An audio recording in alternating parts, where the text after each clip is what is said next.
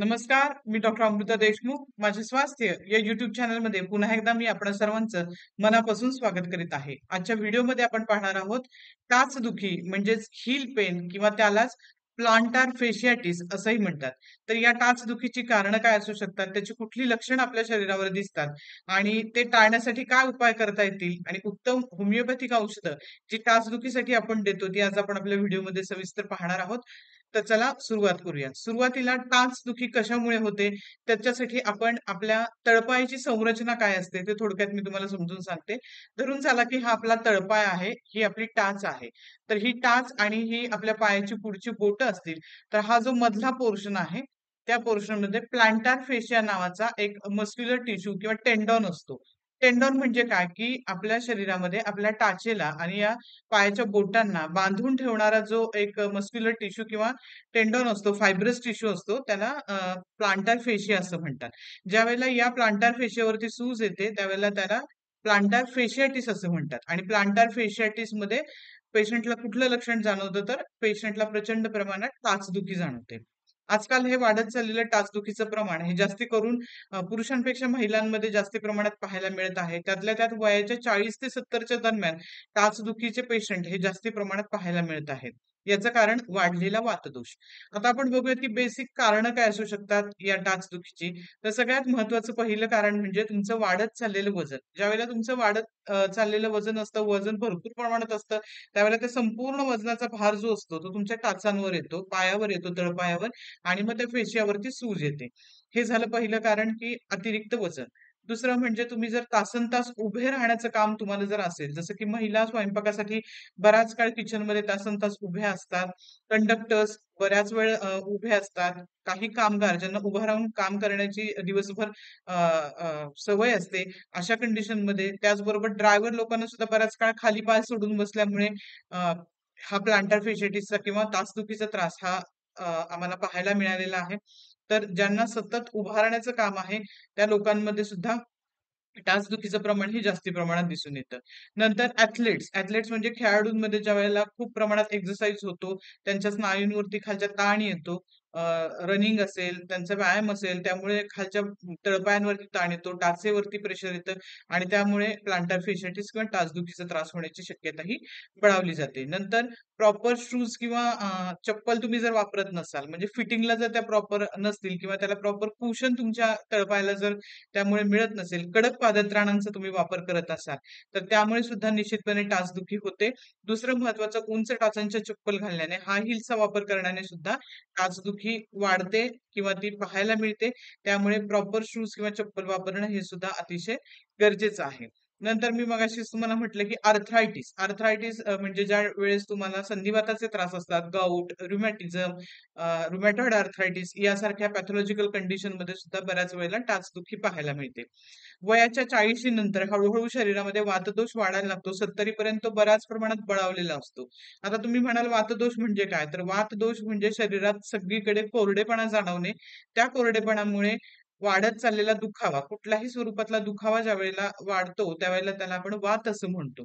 त्यामुळे वयाच्या 40 ते 70च्या दरम्यान वाढलेल्या वातदोषामुळे ही टाचदुखी आपल्याला जाणवते. हे वातदोष वाढण्यामागची कारणं कुठली?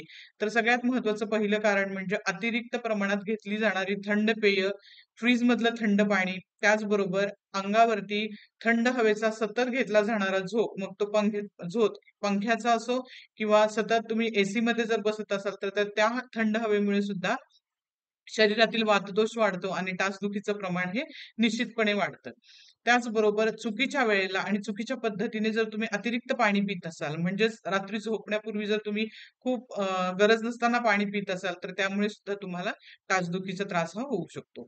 त्याचबरोबर रात्री अतिरिक्त पिलेल्या पाण्यामुळे आणि रात्री उशिरा जेवण केल्यामुळे आणि लगोलग झोपल्यामुळे तुमच्या शरीरामध्ये आमदोष वाढत असतो आणि त्यामुळे युरिक ॲसिड वाढत असतं. मग नंतर तुम्हाला गाऊट, संधिवात रक्तगत संधिवात यासारखे ज्यावेळेला त्रास सुरू होतात, त्यामध्ये सुद्धा टाचदुखी, सांधेदुखी याचं वाढलेलं प्रमाण सध्या पाहायला मिळत आहे. त्यामुळे ही काही बेसिक कारणं होती टाचदुखीच्या मागची किंवा प्लांटर फेशियाटिसच्या मागची. आता आपण बघूया त्याची कुठली लक्षणं दिसतात. तर लक्षणं अतिशय साधी आहेत. पेशंटला टाचेमध्ये, तळपायामध्ये प्रचंड प्रमाणात वेदना असतात. त्यातल्या त्यात सकाळी उठल्या-उठल्या झोपेतून उठल्यावर पेशंट ज्यावेळेला जमिनीवर पाय ठेवतो, त्यावेळेला त्याला प्रचंड प्रमाणात वेदना जाणवतात. 2-3 पावलं टाकेपर्यंत भरपूर वेदना पेशंटला जाणवतात आणि हळू मग तो चालायला लागला. एक 10-12 पावलं चालून झाले, की मग ती वेदना हळू कमी होते. हे पहिलं लक्षण आहे पेन. दुसरं म्हणजे दुखावा. आणि तिसरं म्हणजे स्टिफनेस, आखड. त्या ठिकाणी आखड सुद्धा जाणवते. पेशंट अस्वस्थ जाणवतो आणि प्रचंड प्रमाणात पेशंटला तळपायाला आणि टाचेला वेदना असतात. कधी-कधी ती वेदना पायाच्या टाचेच्या मागून पायाच्या वरच्या बाजूने सुद्धा जाते. टेंडो अचिलिस असं त्याला म्हणतात. तर याचं सुद्धा कारण आहे, की आपलं शरीर हे पंचमहाभूतांपासून बनलेलं आहे आणि आजकाल सर्रास सगळीकडे आपण टाइल्सची फरशी वापरतो. त्या फरशीवरती बऱ्याच वेळ आपण तसंच उभा राहतो. त्यामुळे सुद्धा वातदोष वाढतो. रस्ते डांबरी झालेले आहेत. सगळीकडे सिमेंटचा वापर, टाइल्सचा वापर आहे. त्यामुळे पृथ्वी तत्वाशी आपल्या तळपायांचा संबंध हा फार कमी येतो. त्यामुळे कधी-कधी बेडफूट जमिनीवर चालण्याने सुद्धा ही टाचदुखी कमी होते. अ, अ, हराळीमध्ये म्हणजे दुर्बांवरती चालल्यामुळे सुद्धा, लॉनवरती चालल्यामुळे सुद्धा ही टाचदुखी कमी होते. तर निश्चितपणे तुम्ही हे इलाज करून बघा. नंतरचं महत्त्वाचं वाढलेला वातदोष कमी करण्यासाठी कोमट तेलाने दररोज काशाच्या वाटीने दोन्ही पायाला पादाभ्यंग करणे, पायाला तेल काशाच्या वाटीने चोळणे हा सुद्धा एक उत्तम पर्याय आहे तुमच्या शरीरातील आणि तळव्यातील वातदोष कमी होण्यासाठी. यामुळे तुमची टाचदुखी ही कमी होणार आहे. नंतर खडेमिठामध्ये पाय सोडून बसणे हा सुद्धा टाचदुखी कमी करण्याचा एक उत्तम पर्याय आहे. त्याचबरोबर आईस ॲप्लिकेशन टाचेवरती बर्फानी शेकणे हा सुद्धा एक पर्याय आहे. तर हे काही बेसिक घरगुती इलाज होते टाचदुखीसाठी. परंतु ज्या गोष्टींमुळे टाचदुखी होते, जसं की वाढलेलं वजन, बऱ्याच गोष्टी मी तुम्हाला सांगितल्या, त्या गोष्टी टाळणे हे केव्हाही चांगले. आता आपण बघूयात की होमिओपॅथिक शास्त्राच्या मध्ये कुठली औषधं अशी आहेत जी टाचदुखीसाठी दिली जातात. पहिलं औषध म्हणजे आर्निका मॉन्टना 200 हे औषध आपल्याला ॲथलीट्समध्ये, खेळाडूंमध्ये ज्यावेळेला स्प्रेन असतो, मस्क्युलर इंजुरी असते, ब्लंट इंजुरी असते, एक मुक्का मार लागल्यावर जी वेदना होते, त्या कंडिशनमध्ये अर्निका मॉन्टाना 200 हे औषध म्हणजेच 200 पोटेन्सीमध्ये दिवसातून 2 वेळा 5 दिवसासाठी पेशंटला आपल्याला द्यायचं आहे. नंतरचं जे औषध आहे ते रस्टॉक्स. अशा कंडिशनमध्ये रस्टॉक्स दिलं जातं जिथे मस्क्युलर स्ट्रेन किंवा स्पाझम बसलेला असतो. तुमच्यामध्ये संधिवातामुळे होणारी टाचदुखी असेल आणि ही टाचदुखी पहिल्या मोशनने म्हणजे मगाशी मी जसं सांगितलं, की पहिलं पाऊल एक पहिले 2-4 पावलं चालताना प्रचंड प्रमाणात ही टाचदुखी होते आणि नंतर हळू चालल्यानंतर कंटिन्यूड मोशनमध्ये ती हळू कमी व्हायला लागते. हे जर लक्षण तुम्हाला दिसत असेल तर रस्टॉक्स 200 त्याचबरोबर रस्टॉक्सचा पेशंट हा रेस्टलेस असतो. असा रेस्टलेसनेस जर तुम्हाला पेशंटमध्ये पाहायला मिळाला, तर रस्टॉक्स 200 हे औषध दिवसातून 2 वेळा 7 दिवसांसाठी आपल्याला पेशंटला द्यायचं आहे.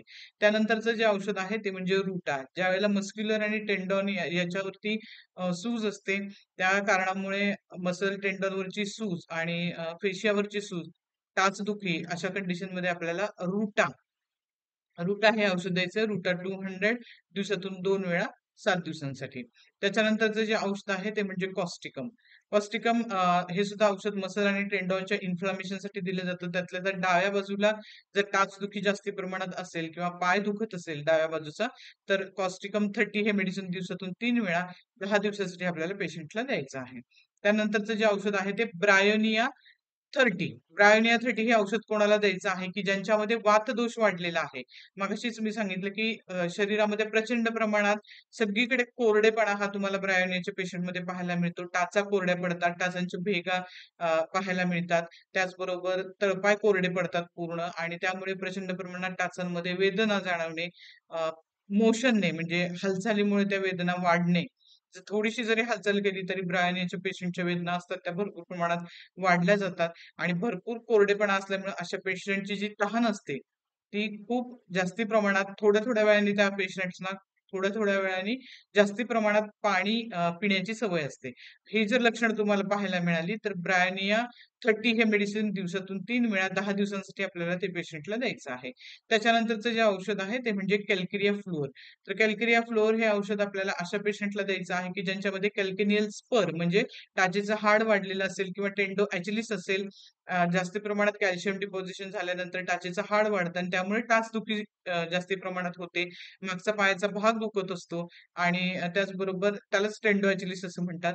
सूज येते पायावरती, टाचेवरती. अशा कंडिशनमध्ये ज्या वेळेला पेन असतं प्रचंड प्रमाणात, त्यावेळेला कॅल्किरिया फ्लुअर 30 हे औषध दिवसातून 3 वेळा 10 दिवसासाठी पेशंटला द्यायचं आहे.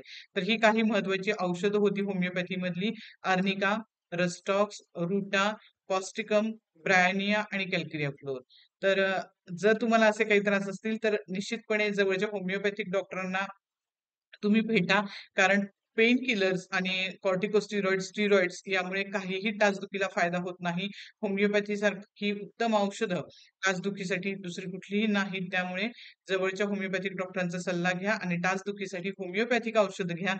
अशा जर तक्रारी तुम्हाला काही असतील आणि माझी अपॉइंटमेंट जर तुम्हाला बुक करायची असेल, तर माझा नंबर डिस्क्रिप्शन बॉक्समध्ये दिला आहे. तुम्ही त्यावर संपर्क करू शकता. आजचा व्हिडिओ तुम्हाला कसा वाटला? व्हिडिओ जर आवडला असेल तर व्हिडिओला लाईक करा, इतर गरजूंसोबत शेअर करा. माझ्या चॅनलवर जर तुम्ही नवीन असाल तर माझ्या चॅनलला निश्चितपणे सबस्क्राईब करा आणि व्हिडिओ कसा वाटला हे कमेंट बॉक्समध्ये कमेंट करून सांगा. यापुढे तुम्हाला कुठले व्हिडिओ पाहायला आवडतील हेही मला सजेस्ट करा. भेटूयात पुढच्या व्हिडिओमध्ये. तोपर्यंत धन्यवाद.